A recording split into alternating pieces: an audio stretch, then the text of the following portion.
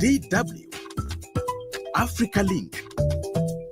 Every whistle blown on the field hides the screams that never reach the stands. But being behind the medals and headlines, there is a story of resilience. Many of Kenya's female athletes are running a race they never signed up for, a race against gender-based violence. From the training grounds to the podium, these women face a silent, relentless opponent. It's time to shatter the silence, confront the injustices lurking in the shadows of their victories, and demand a safer, just future for the women who inspire a nation. This is a conversation long overdue. Stay tuned. My name is Josey Mahachi. Welcome to Africa Link, the podcast that connects you to the stories that matter from Africa. Africa Link, every weekday here on DW. Kenyan women dominated lines 24 Paris Olympics, winning 3 of the country's 4 gold medals, sweeping the New York City Marathon podium. Double Olympic champion Beatrice Cheptegei shattered the women's 5,000-meter record in 13 minutes 24 seconds. Yes, that's how fast she is. Yet these victories are overshadowed by tragedies like the death of Ugandan Olympian Rebecca Cheptegei, who was set on fire by a former boyfriend. Gender-based violence is a growing concern in athletics, with young athletes, especially those aged 15 to 19, often targeted for financial, emotional, and sexual exploitation. The United Nations estimates a woman or a girl is killed by an intimate partner every 11 minutes, underscoring the urgent need for action. Rights groups are calling on the Kenyan government to protect female athletes, and today we'll discuss this critical issue with the National Government Affirmative Action Fund NGAAF Director, Viridiana Wasike, and also joining the discussion is DW's correspondent, Andrew Wasike, who has extensively covered the plight of female athletes. Get the stories that are shaping the continent here on Africa Link. I'll start with you, Andrew Wasike, as our reporter on ground. You've covered numerous stories on this, and what strikes you most about the cases involving female athletes in Kenya? I will say that what strikes me most is that I think it's the sheer resilience of these women, despite what we are seeing. Because there's a trend in Kenya where there's a rise in gender-based violence. Women are being harassed by their spouses, mostly women. This case does not even affect men. You know, female athletes in Kenya often come from marginalized backgrounds, and their success stories should be about breaking barriers, you know, because most of them come from areas in Rift Valley. Instead, we are seeing these stories overshadowed by harassment, assault, and sadly, silence.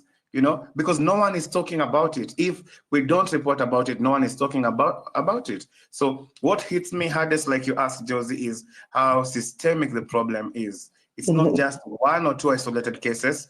It's embedded in the very structures that are supposed to protect them. And that silence being loud. And that's why maybe we're having this chat here today.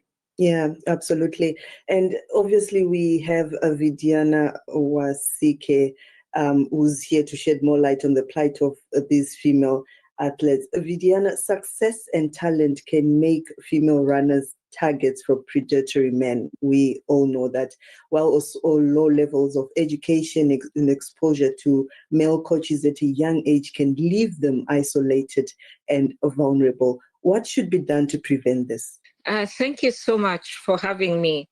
Indeed, success and low levels of education for these athletes makes them very vulnerable. And this is what we learned from the engagement that we had with the athletes recently, especially after the death of Rebecca Cheptegei on Kenyan soil, where a cause of gender-based violence led to death of one of the most renowned athletes.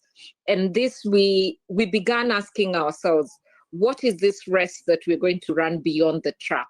Because when you look at the track, it's where we do our work. But then when we come back home, you find that the violence is perpetuated when we come back home. Exploitation over the money that they have gotten, or exploitation from the fact that during training, you do not have a lot. And this is what Andrew has said. The stories, the success stories should be about breaking barriers, not necessarily for us to come back and really talk about the deaths and the pain that these athletes go through, that their wealth has been snatched maybe by a husband or someone who they thought is the person they can count on. You find that now they've become the real victims. And what now we are doing, a critical element that we found out was the lack of awareness, where they can go and get these services, financial literacy, how they can be able to really now begin understanding how to utilize their monies, and also just a bit more on education. And government also coming strongly, because we partnered with Athletics Kenya, which is an association, but really government working with these associations together in order for that also, that strength of government to come in and ensuring that perpetrators that are actually reported and action is taken against them. Strong policies around that. Right. As you're saying this, Viridiana, we also had a discussion on Africa Link. That was in 2021 when Agnes Tirop, I think that was the year, if I'm to remember very well. This was also said, government will do this. We have started this. We're going to do start awareness in Kenya. But then in 2022, then we also had Damaris Muthi. It still happened. And more recently, Rebecca Cheptegei in 2024. That's just last year. This also have really cast a harsh spotlight on the vulnerability of female athletes in Kenya. And, we can't keep talking. I mean, action has to happen now. And these are some of the things that we really want to know from you. What is the government really doing? I know you mentioned government has done this and you've also started something, but what exactly needs to be done to stop this, and what systemic issues also contribute to this alarming trend? Have you really done a research to find out, and what immediate actions are necessary to protect these athletes? Now, jointly together with Athletics Kenya, as you know, after Agnes Tirop passed on, Athletics Kenya went ahead and had a sectorial engagement. And what they came up with was with the safeguarding policy just within Athletics Kenya. And now together now with the government of Kenya, what we are doing, we have the State Department for Gender and Affirmative Action. We have policies and now legal requirements to be able to ensure that we stop gender-based violence. But there's one thing that keeps rearing again. You realize that sometimes when there is reporting, there is the legal frameworks that needs to go through. And that is one of the critical areas that we are trying to really fast track, because you find that is another aspect of justice, the delayed justice, and also just to be able to clear the cases within the ministry, the legal channels. You find that sometimes it arises from the fact that, number one, I cannot be able to raise, or these female athletes cannot be able to raise maybe the legal fees. I'll give the story for one of the female athletes. Like, for instance, you find that the female athlete can, on the other hand, the husband is actually colluding with the lawyers and paying and doing that. So you find that the system of justice takes long. You find that this lady who had been defrauded by the husband on a lot of money and undergoing gender-based violence, but then the husband has colluded with the legal systems, and you find that it takes that long. On the other hand, you find that maybe we've had a conversation as a family and I have withdrawn the case. And so long as I have withdrawn the case, the justice system cannot move forward. And then you find out tomorrow I'm even hurt worse. And that is now the cycle of perpetuation that we keep seeing, and we keep asking ourselves, how do we enhance or how do we make sure that it stops before it begins? And that is why we are driving a lot of awareness. The government has put aside, actually last year, the president gave 100 million to drive awareness on GBV. And that is what the female legislators are actually beginning this January to really drive that aspect of awareness. But as NGAAF as an institution, we are also looking to drive male engagement with the State Department for Gender and Affirmative Action, because these are mostly the perpetrators. So if we don't shift the norms, whatever they're used to, and have safe spaces where the male gender can actually have conversations and really address this matter, then we'll only be doing half the work, where we are only talking to women and are not talking to the men. So we are looking at a two-pronged approach. As the female legislators are running with the awareness, we are also drawing the male champions. And as you know, the athletic community is really full of male athletes, male champions. So we are also leveraging them as champions who can actually come back and say, no, we need to shift this issue of GBV.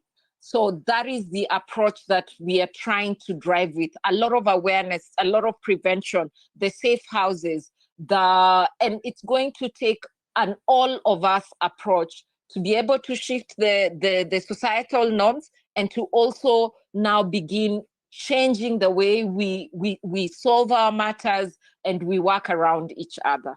Right. Before I come to you, Andrew, just with you still, Viridiana, there's something that you mentioned that got me worried. You say that some of these athletes sometimes cannot even afford legal fees, and that's so worrying. I mean, this is a celebrity. This is an athlete for the country, for the nation, for the continent.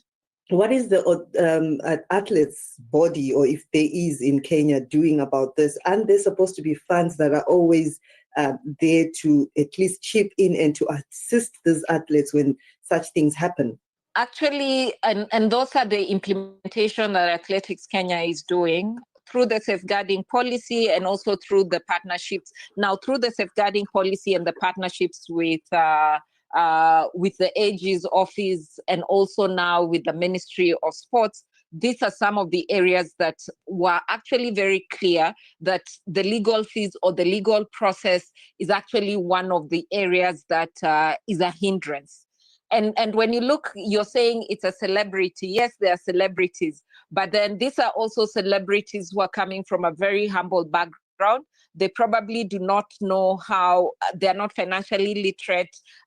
They have been struggling, and they have started winning these titles when they are young. You find they're 18. By the time they're hitting their 30s, they're retiring. But now you see, during this period, they have not gone through financial literacy. They have not gone through awareness on how they can handle these matters. So you find that they jumped into the limelight, and they have not even been able to effectively plan for their money, for some of these things that are coming, for their investments. And that was one of the critical issues that we picked actually through the sectorial engagements. And therefore, we had partners like Equity Bank, financial institutions that can actually even come and take them through financial literacy classes in the camps, for them to begin to appreciate what they need to start doing and how they need to start doing investments with their earnings. Right. Now, Andrew, as someone who's been covering this, as I mentioned earlier, I mean, you've really covered extensively on each and every incident for DW. But from your experience when you were researching and doing these reports, what do you believe is the root cause of the persistent gender-based violence cases in Kenya, especially amongst the vulnerable groups like athletes? I will say it's a mix of deeply ingrained cultural norms, and there is also a lack of accountability, if you ask me. And there's also failure to prioritize the safety for women, because these cases are not isolated. they do happen. They are sort of like seasonal, you know. So for female athletes, there's also this power dynamic. You know how athletics works. You know, it involves coaches, sponsors, and even team managers who often wield so much control over their careers, especially because, like Viridiana said, most of them come from marginalized communities, from rural communities. So this creates an environment where exploitation will definitely thrive, and we have seen a lot of exploitation. And then there's stigma that comes from, you know, from that exploitation, because when we're talking about GBV, we are not just talking about the people who have been killed. We are talking about those who are suffering, those who report to Athletics Kenya, those who report to other institutions. So victims feel like they can't come forward because of shame, or maybe fear of losing their careers, because like I mentioned, they work with coaches and sponsors. You know, these are like, they're everything to them. They are what makes their careers. So it's really heartbreaking, but also I would say it's a reflection of a broader societal issue that we have as Kenya, you know, where women's safety, and I'm sorry to say this, is undervalued, especially when it comes to athletics. Right, and what's the reason? Why? Why do you think the women's value is undervalued in Kenya, especially?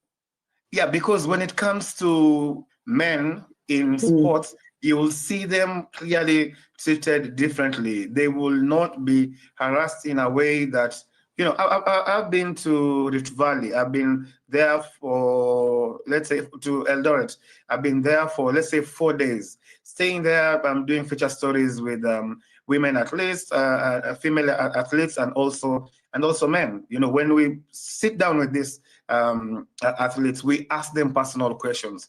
What are some of the challenges you are facing? You see, so they will tell me that men are treated differently. For us, people, our coaches, our sponsors, our team managers, even our spouses, they treat us just as female athletes, people who you can tell them this is the path to go. Even if they have another path, they are mandated to follow the path that their coaches, sponsors, or even spouses want. If you don't, then it becomes an issue. So that's why I say, yeah, I feel like they are undervalued. Yeah, because when we look at this trend, I hope and I pray what happened in 2024 will be the last. We do not want to see this trend continue, especially from one country. It just shows there is a big problem. And this is why we're having this podcast, to try and also unpack some of these root causes. But do you think there's been enough pressure from the public and policymakers to create lasting change? Honestly speaking, Josey, I think not enough. I mean, we've seen some progress, right? Yeah, there, like Viridiana was saying, there are public outcries when cases make headlines. Kenyans really talk about it. And like she was saying about policies and legal requirements set in place to stop GBV, you know, and there's always laws in place to protect such people. But the problem is enforcement. Enforcement is another story based on what I've seen while covering such issues. You know, they tend to react when there's a scandal, but rarely will they follow through with systemic reforms. The public also moves on too quickly after the outage. There's a saying in Kenya, they say Kenyans tend to forget very fast. You bring up another issue, which is very frustrating. Right. Now, Viridiana, from what Andrew was saying, I mean, I think, yeah, it's true. When something happens, it trends, it's all over in the media, it's making noise, and then something happens, it's forgotten. We don't know what is happening on ground. We are not in Kenya, only you guys are in Kenya. But what more can be done to create an environment where female athletes feel safe and supported? You know, we need to talk about the benchmarks or timelines for evaluating the success of these initiatives that you mentioned when you started talking about what is happening. We also know, Viridiana, there is a report that you did, and it also dives into government plans to tackle gender-based violence. What are the most urgent solutions being proposed? Now, the most urgent solutions that we can actually delve into and address this issue, the fight against gender-based violence, is actually what Andrew has said. That sustained engagement and sustained advocacy on this matter. Because when you look at it, the only time you find us doing heightened conversation on GBV is during the 16 days of activism, where we try and champion it. But prior to that, actually, like in Kenya, we had like 90 of femicide. That is when now it became a heightened thing that we need to do. And for us to have any systemic change, we need to really have sustained conversation around this issue of gender-based violence, because it's robbing Kenya of its elite and of its champions who are actually representing Kenya abroad, representing Kenya on the global stage, and it's robbing families and even the economy itself. We are really seeing it's dragging down the economy, because when women are attacked and they cannot do anything, it becomes very difficult for them to be productive. And when men continue to do this, then they lack the assistance that the female gender can actually help.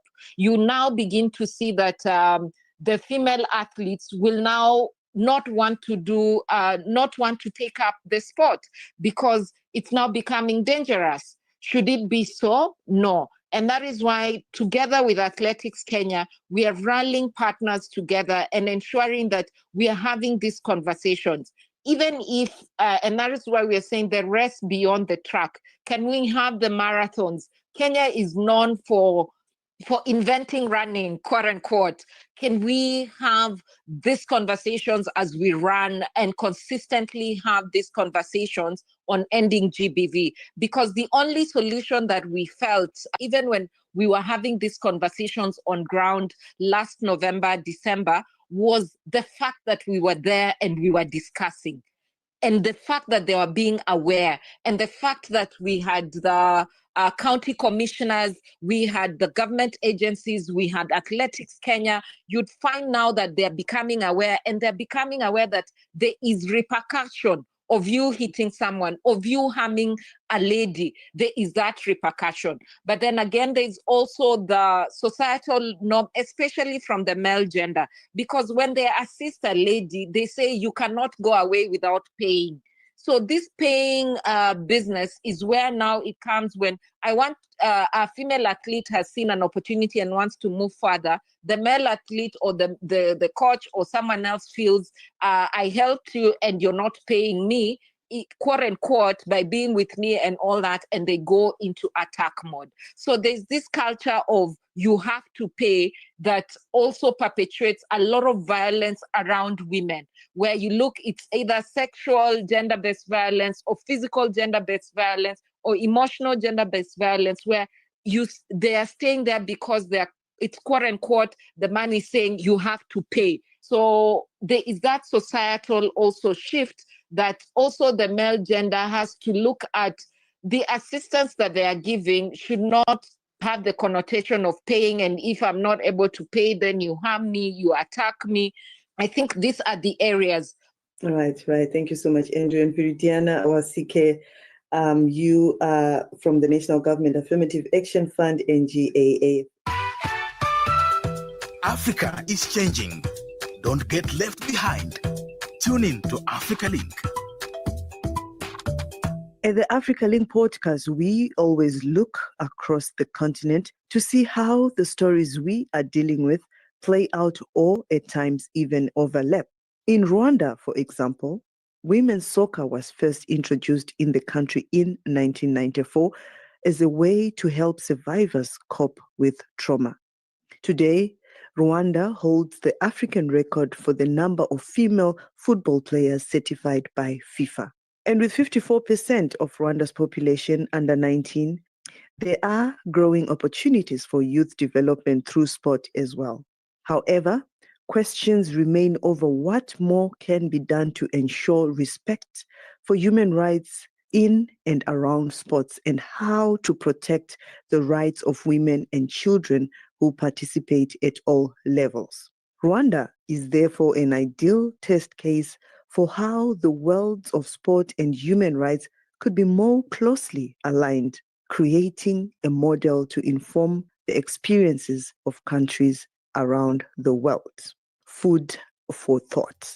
That's it for this edition of Africa Link. Remember, you are not just a listener, but a part of our community, and your engagement can shape the direction of our discussions. Your insights are invaluable. We encourage you to share your thoughts with us, but remember to follow so you can catch all of the Africa Link podcast episodes. This podcast was co-produced and edited by Isaac Mugabi. My name is Josey Mahachi. Thanks for listening. Until the next one, it's bye for now.